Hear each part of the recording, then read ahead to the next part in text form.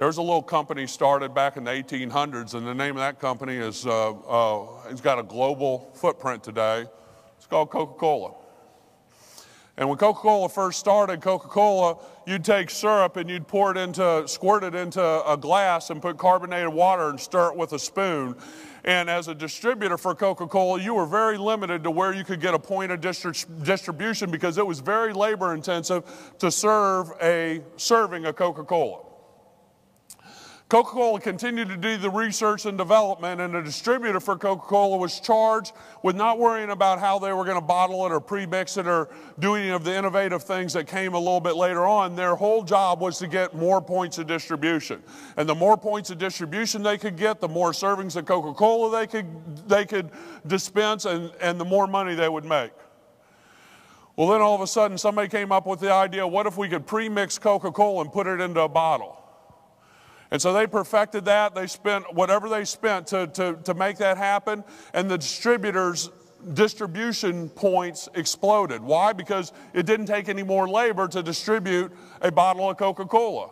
It took less labor. And so now all of a sudden they could get ice from the ice houses, put Coca-Cola in bottles in it, and put it in front of a gas station or in a lot more places than they could before, where it required all that labor to have that serving of Coca-Cola.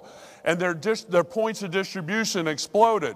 But folks, the distributor for Coca-Cola did not do the research and development to figure out how to get that Coca-Cola into a bottle. They may have said, hey, this is a great idea. Take that, pre-mix that Coca-Cola and put it into a format where it's in a bottle. They might have come up with the idea, but Coca-Cola did the research and development. I get questions every single day.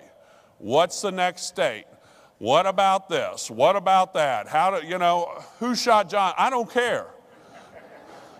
My job is to get points of distribution. I mean, folks, you're all worried about a whole bunch of stuff that doesn't matter. The reason that the incomes are exploding in this business is you can distinctly understand that the people that understand this is about points of distribution. It's got nothing to do with electricity or gas.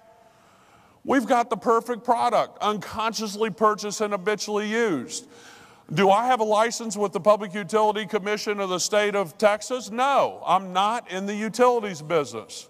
So what happened with Coca-Cola? Coca-Cola went along and somebody came up with mechanical refrigeration, and they came up with the vending machine.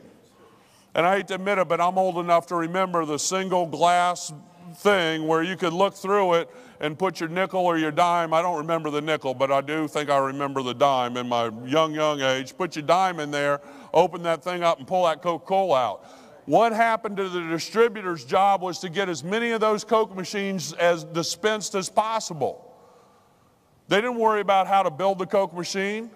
All they had to do is learn how to collect the money and teach people about this new device. Well, then the vending machine expanded, and all of a sudden, instead of one glass window, there were 6 buttons on it. And Coca-Cola did the research and development and came up with Coke and Sprite and Diet Sprite and all these different products.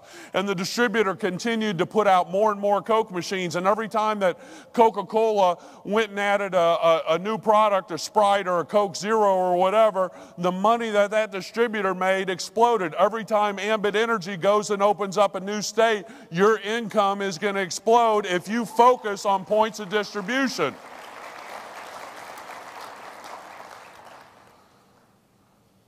So now, a company came along with a real innovative idea. The name of that company was Snapple, and it was a lightly carbonated, fruit-flavored beverage.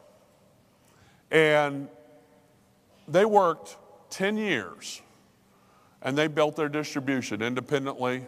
They were an independent company, and they were wildly successful, making millions upon millions upon millions of dollars. And Coca-Cola sat back and watched and watched and watched. And they let Snapple educate the marketplace. And they let Snapple do what they did. And then 10 years into it, they decided they were going to come out with a competing product called Fruitopia. And folks, the first day that Fruitopia hit the shelves, because of the points of distribution, all the convenience stores, all the vending machines, worldwide distribution, the first day Fruitopia came out, they sold more Fruitopia than Snapple had the whole previous year after 10 years. That happened because the Coca-Cola distributors understood that if they were going to sell their product, it was all about points of distribution. It had nothing to do about the product. They weren't worried about Snapple. They stayed focused on continuing to launch product after product after product. You see Coca-Cola today, they've got Diet Coke and Cherry Diet Coke and Vanilla Cherry Diet Coke and Vanilla Diet Coke. And if that wasn't enough, they come out with Coke Zero. Do you understand what one more row on that grocer's shelf is worth? Hundreds of millions of dollars. Because they know they have the points of distribution. And Coca-Cola's never gone away from its distributor model. Think about it. If you're a distributor for Coca-Cola, because you worked hard and those distributorships are passed down generation after generation after generation. It's very atypical that one's ever sold, maybe in a nasty divorce or there's some circumstances in the ownership that force the sale of one. But why are those distributorships passed down generation, generation, generation? Why did Jerry Thompson and Chris Chambliss put in our policies and procedures that when I pass away, my family can reap the benefits and my kids' kids' kids can reap the benefits off of me going out there and building a distribution network? They did it because they're good Christians and they understood that that was the right thing to do, and most network marketing companies don't do that.